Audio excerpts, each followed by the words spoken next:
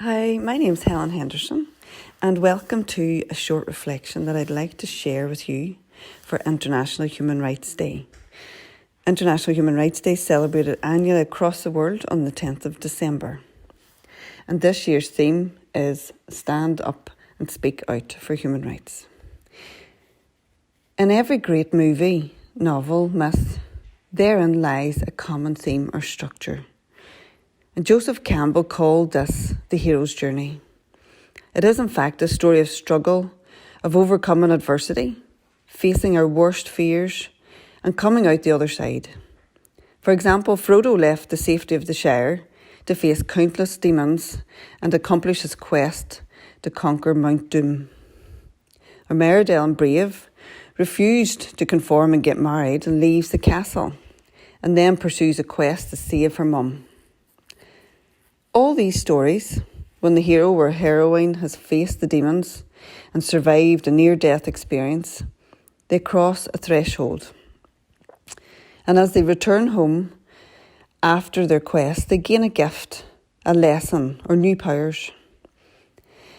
And when they return to the ordinary world, they return with this gift that benefits them but also benefits the wider world. If we could see our current struggle with COVID, with climate breakdown, with inequality, can we imagine the other side of it?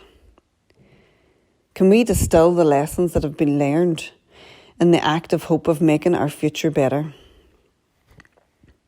We all know the impact of COVID, and we've seen it and felt it, and we've noticed how it's affected different people differently. And it's been felt most by those who are the most marginalised already through poverty, discrimination, structural racism.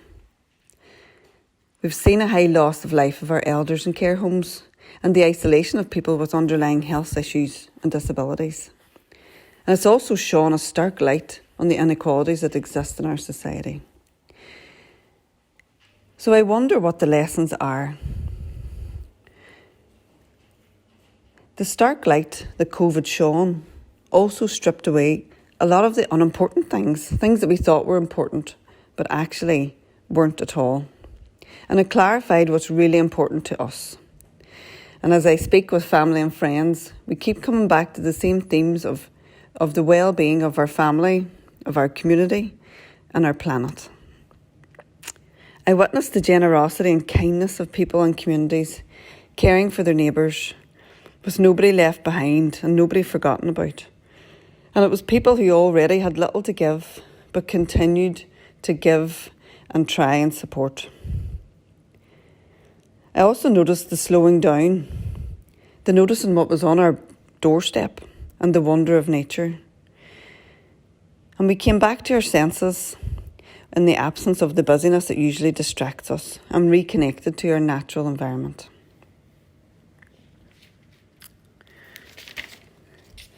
So if we can move beyond those feelings that we may have at the minute, feelings of grief and despair and overwhelm, we can start to see that a better world is possible. And for some reason, we find it really hard to create a vision for our future. Our tricky brains keep us feeling anxious or worrying about the future and only thinking about the future from a place of fear. What if we reimagined the future from a place of hope? So let's take a moment to imagine. I believe a better world is possible. And I believe that human rights, combined with compassion, is the perfect combination to transform our world. Compassion for ourselves, being kind to ourselves and noticing the inner critic, as well as compassion for others. And human rights sometimes feel cold or feel far away or legalistic, but actually they're really simple. They're basic rights and freedoms for humans just because you're human. And it doesn't discriminate. So all humans are entitled to our human rights. They're not gifts or aspirations. They should be a reality.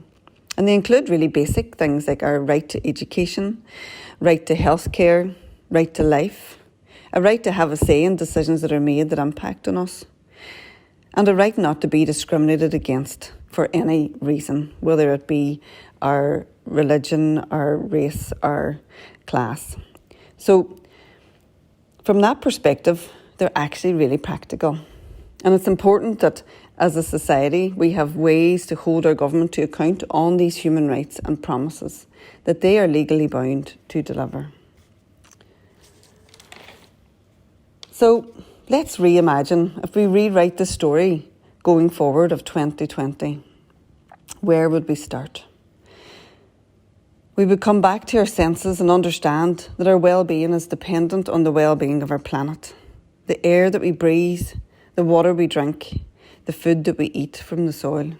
Human rights are not separate from environmental rights. Mental health would be seen as a collective societal responsibility, not an individual problem that an individual has to fight on their own. Mental health is so connected to inequality, and equality offers the best therapy for our communities.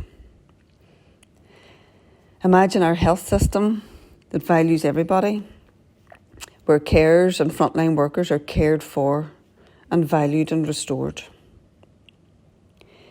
If we imagine our welfare system that supports and cares for people too, and explores real practical solutions like universal basic income and other ideas that are real solutions for going forward. If we could replace the word austerity with abundance, knowing that, as Gandhi says, there's enough for everyone's need, but not enough for everyone's greed, including the corporate greed that we see today. If we could place women in their rightful place, the women who often work in voluntary roles, caring roles, and if they can find their place in the corridors of power, their voices can be amplified and influence in important decisions that affect our families and affect our communities.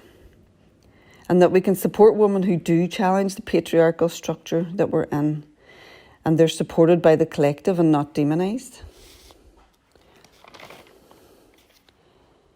If we could imagine an education system that's accessible for the many, not just the few, that's inclusive and relevant to our future. And joy is so important. And in my experience, when we gather and when we connect as humans, we have so much joy. And no matter if some of us have been through tough times, we can always find joy and laughter together. And that's really important. Imagine a world where people feel safe in their own homes. Children are safe to play outside in the street. Imagine where our elders are valued, even when they can no longer contribute to the economy. Those elders are respected, listened to, cared for with dignity. Perhaps the piece that's most difficult for us to imagine is a government that is accountable and listens and represents the people, and is committed not just by its words but by its actions.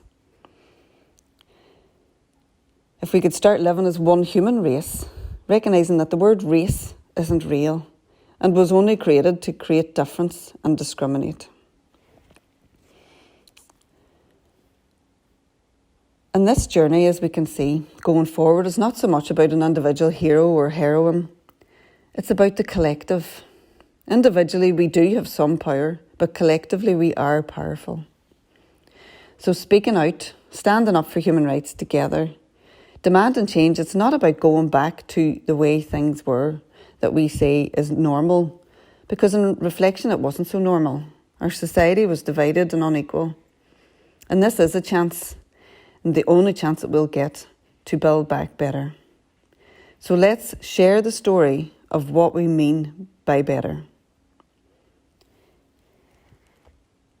May I just express my gratitude for you listening to me and for all that you have done in your community. So let's start sharing our stories. Thank you. Bye.